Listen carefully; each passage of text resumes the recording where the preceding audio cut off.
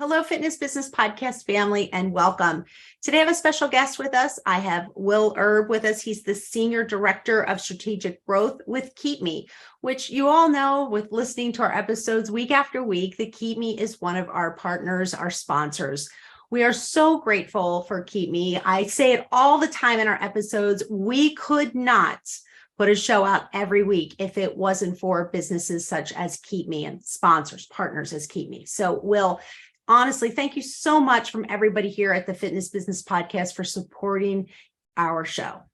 Oh, for sure. Happy to. Will, I'd love for you just to introduce yourself, talk to the FBP family a little bit about who you are and what you do at Keepme. Sure. Yeah. I was one of the early employees and one of the partners at Keepme. We've been there. I've been there for a little over 3 years. I helped develop the sales CRM side of the platform and the 2.0 version of the system. Essentially what I do is I support the overall direction and strategic concept around how we choose to grow as a business. Keepme is, if your audience isn't aware, is a lifecycle CRM system that helps you manage leads from the time they're incepted all the way through joining. And then after they become members, we help identify things like who's likely to leave, stay, engage in a service. And then after they leave, we can also build out communications or support you to build out communications that can bring them back. So we help you manage the entire process from one place. Perfect. I feel, Will, as if, we have industry experts come on every week onto the Fitness Business Podcast that try to teach and talk about what's going on in the fitness industry, what works, what doesn't. Since you're kind of coming from a different angle, you're in the business every single day, just not as an operator. I'd love for you to just maybe talk about what do you think is missing from the industry right now? Well, I think primarily what you find out when you're on our side of this, which is we're on the back end, essentially, right? We're looking at the data that's being developed, the actions that people take. We do this both through looking at our own clients as well as looking external. And what you see versus what the rest of business is doing, particularly if you look in software, SaaS, and the others, is there is a lack of connection and communication and prediction around what their members are doing, right? There's a limited ability for them to understand what's happening, and then very little action ever occurs to try to drive reasonable behavior modification or encourage particular types of behaviors that actually retain them or drive more value. That stuff just never happens. And what do you feel? What do they need to do? What recommendations do you feel that they need? Is it using the CRM? Is it lying within the marketing? Is the lack of ideas in the marketing department? There's no lack of ideas in the industry, right? The industry as a whole.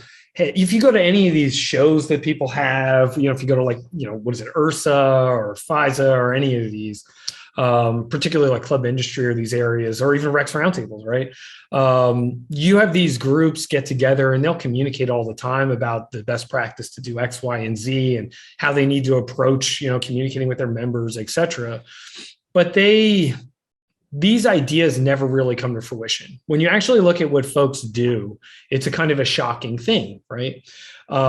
They tend to give more lip service to this activity or any of these activities than they actually do anything.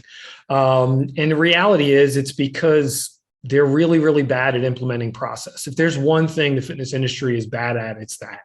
Which in certain ways you would kind of be a little shocked, given that this is a group of people that tend to put together long-term fitness projects for people and are doing personal training, and they can all tell me how much they can front squat, but none of them seem to be able to tell me, what it is that drives a client to stay, right? And so, and I don't mean it in a negative way necessarily about what they do. It's really the tools that they utilize don't give them the ability to leverage the data that they develop, and then don't allow them to then automate and build long-term communications that work in the background that support them.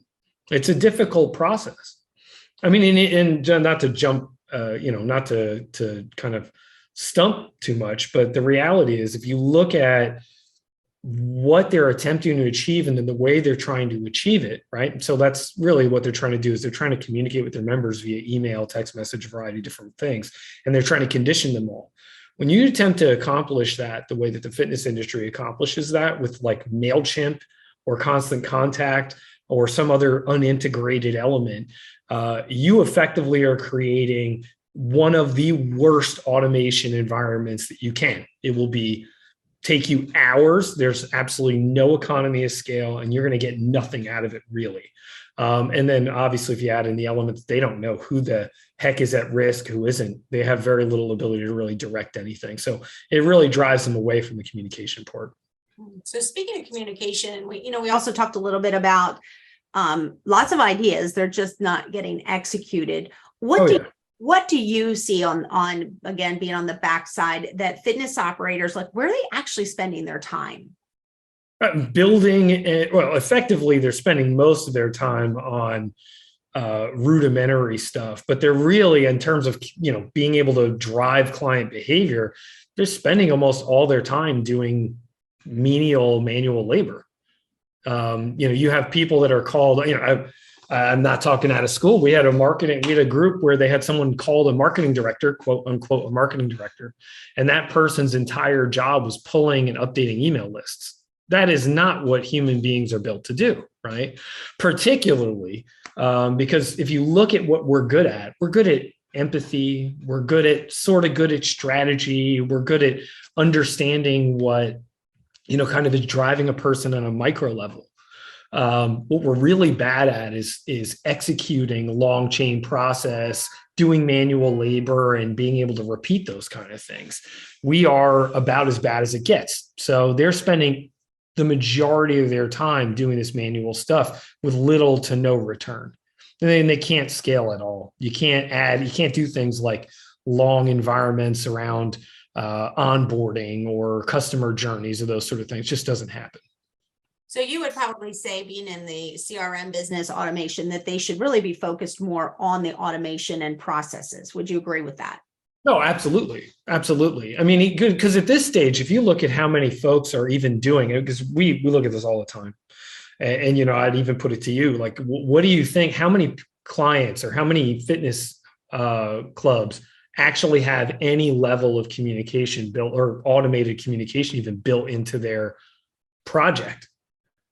Yeah, I tell you, it's rhetorical, but it's probably 5 to 10% maximum out of everybody we've talked to. That's hundreds and hundreds and hundreds of clubs across the world. The largest providers in the world down to some of the smallest, right? And some of the most well-known. Less than 10% of them have automations built into their communication process. And less than 10% of them communicate substantively with their own clients. It's a shocking thing. I've had operators tell me they refuse to even try it. Interesting. Primarily they refuse because they're afraid of sleeping dogs. I mean, it's just the truth. And they have no way to isolate who those folks are. So I don't know about you, but I feel as if when you think about automation, I just feel like the banking industry has got it nailed down. How do you feel about that? Well, no, I mean, the thing is with the banking industry is an interesting thing, right? So, because one of the things that we look at when you're looking at automating things is it's going to replace people, or it makes people less valuable, right? That's one of the things that we get back. And it's a real people-driven business, right?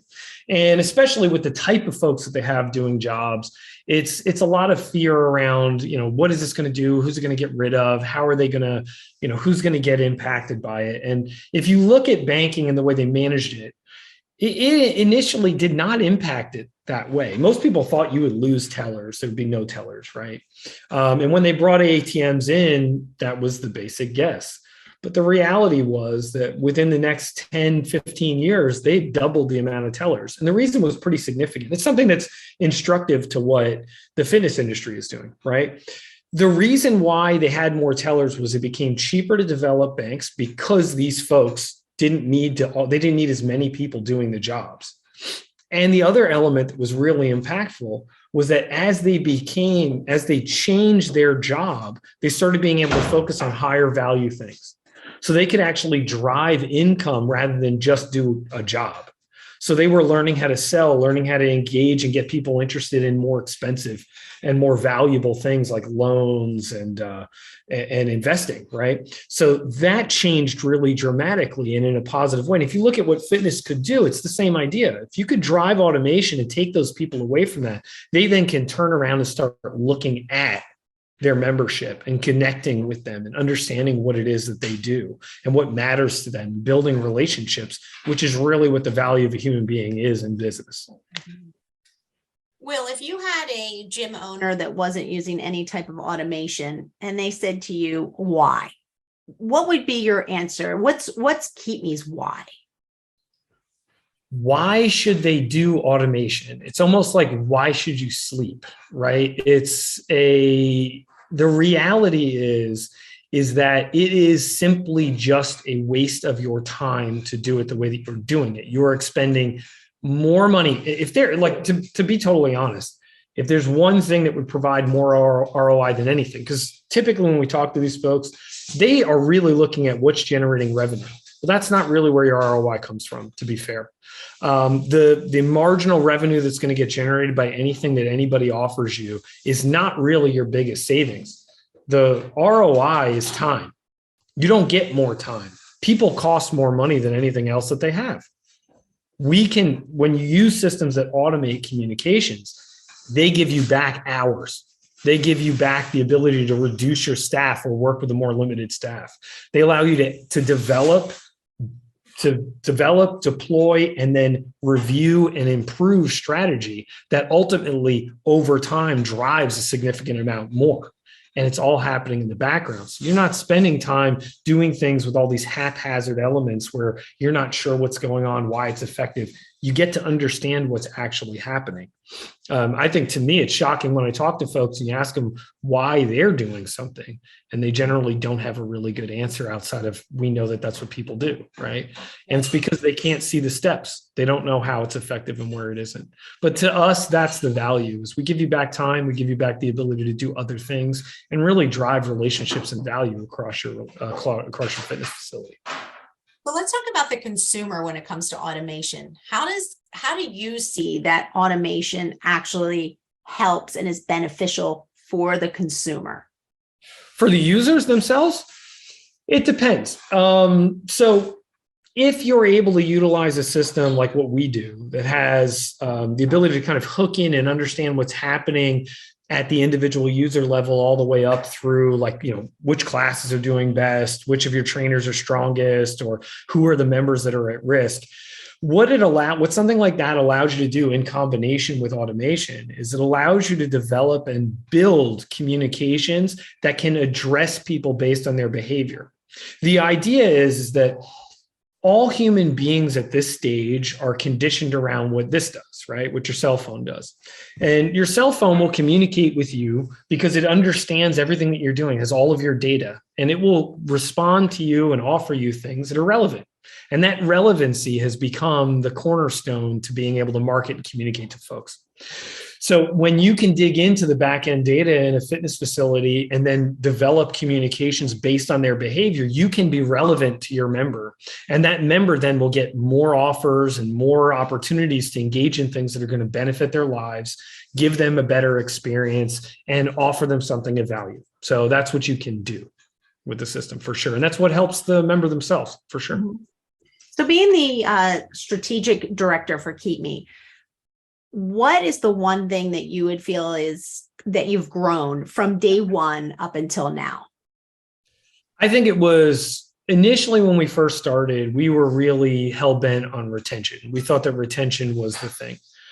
Shockingly, as with most things, we found in the fitness industry, there is very much said about it and very little importance placed on it. What we learned was that it was a more holistic relationship with the leads and clients and their environment was what they were really looking for. They were looking for something that helped the fitness facilities, that helped them kind of close the gaps between all of their systems. right? They typically have a member management system, and that member management system has things slapped on it, right? They've got Band-Aids all over it so that they can send out emails, text messages, get, some sort of a data analysis out of it, do, a variety of other front-facing things, all of limited value with very limited functionality. What they were looking for, and what we finally started to understand, I think, when COVID hit, was they were looking for something that helped them really manage from the day the lead was generated through their entire life cycle from one place. And that it was connected and integrated in a way that allowed them to take advantage of the things that they were beginning to understand. That was one of the key things. The other is that this industry is not what I would call technologically advanced. Or even what I would call it's beyond that. It's significantly worse than that. And it's a matter of that, most people that come into the industry and want to train folks or make people healthier are not the same people that want to build databases and evaluate machine learning models, right? So the other thing that we found out pretty quickly was that our clients needed a higher level of service than hey, we'll take your data, build it out, hand it over to you. They needed someone and something that could provide them not hand-holding necessarily, but the kind of training and support that allowed them to not only get the baseline understanding, but to continue to develop and get better. So we spent a lot of time on those two areas, specifically trying to really understand how we could help and make people more functional faster and create better user adoption. So those are the areas where we really spent a lot of time. Okay. And where do you see in the next 5 years automation going? Can you predict the future, where you see it going or what it can do? It's easy. Yeah, for sure. Super easy, because the fitness industry is more than 5 years behind the rest of the world. So it's a lot easier than it seems, right? It sounds like Ian and I always talk about it, our CEO, that we always sound like we have some sort of crystal ball. Well, we don't. We just look at what every other industry does, and then we assume that fitness will sooner or later, just like the federal government, will sooner or later catch up, right? In terms of what people are going to be doing, is there's going to be a deeper integration between the data that they're developing, the analysis that's occurring, and then the execution of the communications. I think that the big advance is going to be in that area, right? Which we're the leaders in, obviously. But then what I think the next element that's going to be big around it is that there's going to be a bigger variety in the way that they connect with you.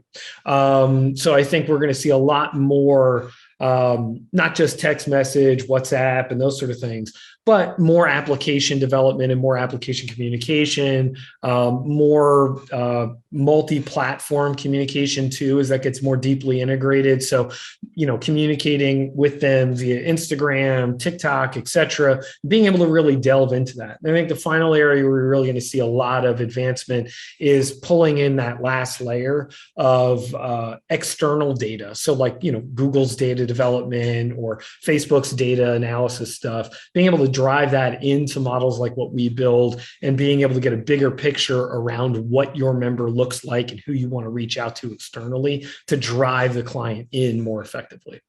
All right. Well, good stuff, Will. Sure. Thank you, honestly, for coming on and just kind of, talking to our FBP family, giving us a little bit of an update, kind of talking about where you see the industry going in the future of automation. So again, we appreciate your time, and we also, again, appreciate your sponsorship that we're able to provide these episodes week after week to our fitness industry. Awesome. We love it. We're happy to be a part of it.